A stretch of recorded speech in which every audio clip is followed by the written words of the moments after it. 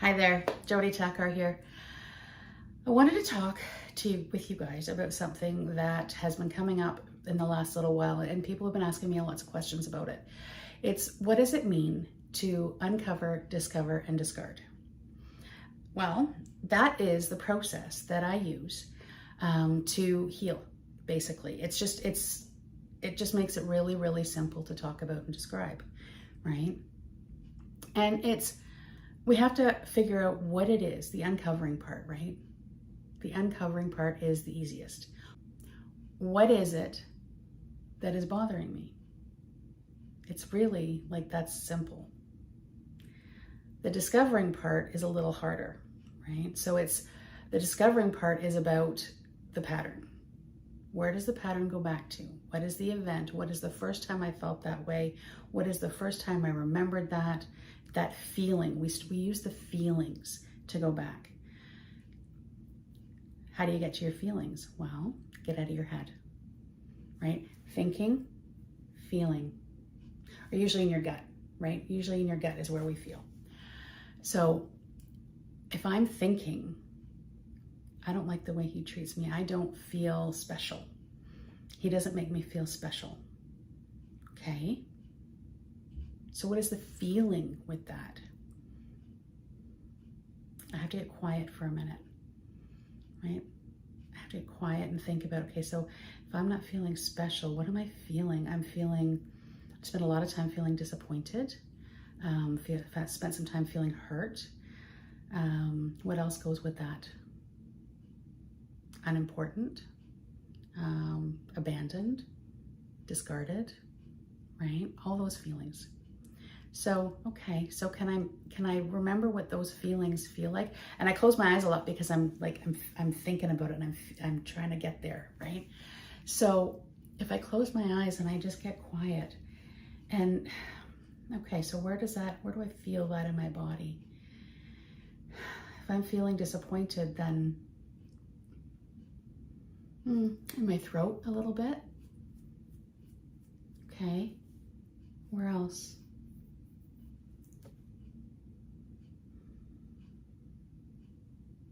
Oh, in my gut. Okay, in my gut. And, okay, so now I know what that feels like. I remember what that feels like. And so then it's like, okay, when did I feel this and that feeling in my gut? When did I remember feeling like that? Okay, so I have to get really quiet. A lot of this is about just getting quiet and just combing back, right? When do I remember feeling that the very first time? The first time I really remember feeling unimportant or disappointed or not special, I can tell you exactly. I was about, I want to say I was about 6.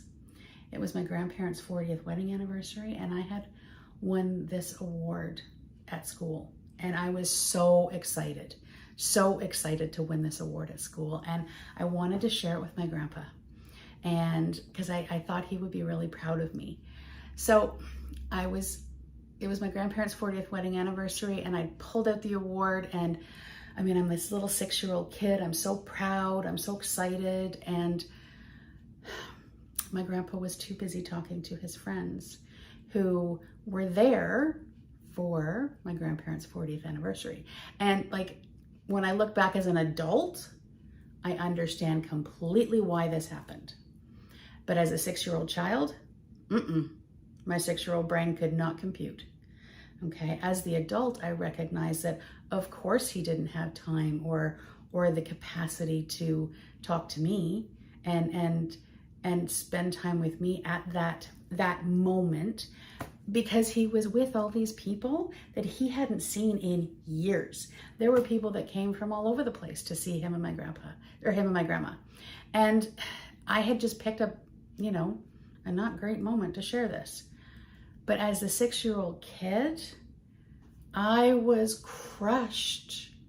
Oh my God, my little heart, right? I felt unimportant. I felt discarded. I felt like I was not special, which was a very unusual feeling for me with my grandpa, because I was my grandpa's girl, right? Like I was the only granddaughter. And so like I was special. So for me to not feel special with him was a big deal.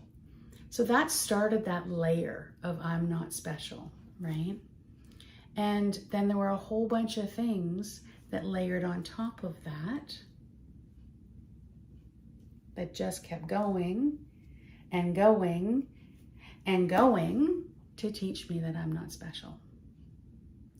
So when I get to the end of my relationship and it's I'm not special, well, of course, right? Where does it go to? That's the discovering part. That's where does the pattern start? At the beginning. Now that's my cognitive memory, right? So I go back to the first place that I remember feeling that, and that's where I have to do my healing, right? That's where I have to go back and reframe that and have that conversation and, you know, gather that little one and bring her home, right? Bring her back to my heart. And that's really important. It's really important because then the trauma, like that trauma, that is a trauma, it's unprocessed feelings. So that trauma doesn't stay out here and looping. That trauma gets brought home to me and gets processed properly inside. And then it's no longer a wound. Then it becomes just a memory. Pretty cool, hey? And then the discarding part.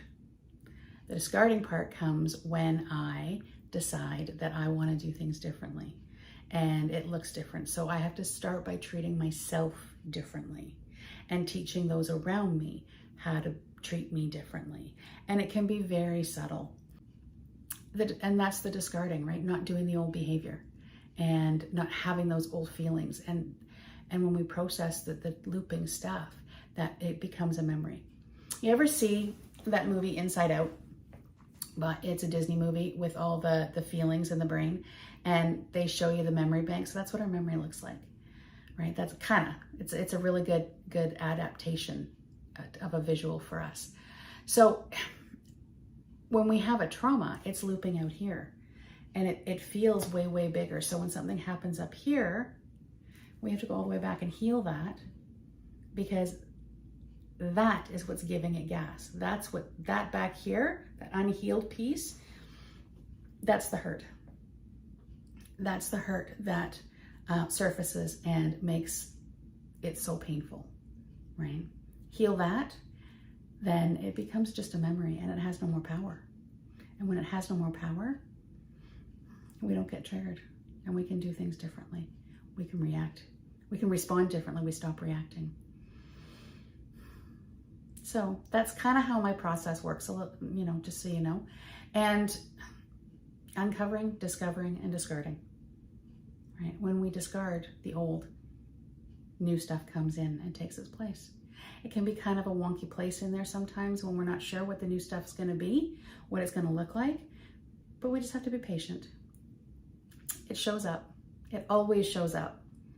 Right? And then we're kind of amazed by ourselves when we get to the other side of that. We're like, oh my God, I just did that differently. I get lots of phone calls from people saying, or texts from people saying, you won't believe what just happened. I was able to do that differently. I didn't freak out. I didn't freak out. He said the same thing to me he always says, and I just didn't. I didn't react. That's kind of cool. Or I've been working with a mom recently who's got a volatile little one, and she's like, she freaked out on me, and I did not lose it back. I just looked at her and said, let me know when you're ready to talk about it.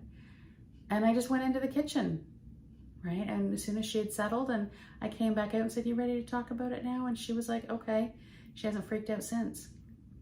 But watching me do it different taught her to do it different. That's kind of cool, hey? So it is a process. It does take time. And know that you're going to mess it up.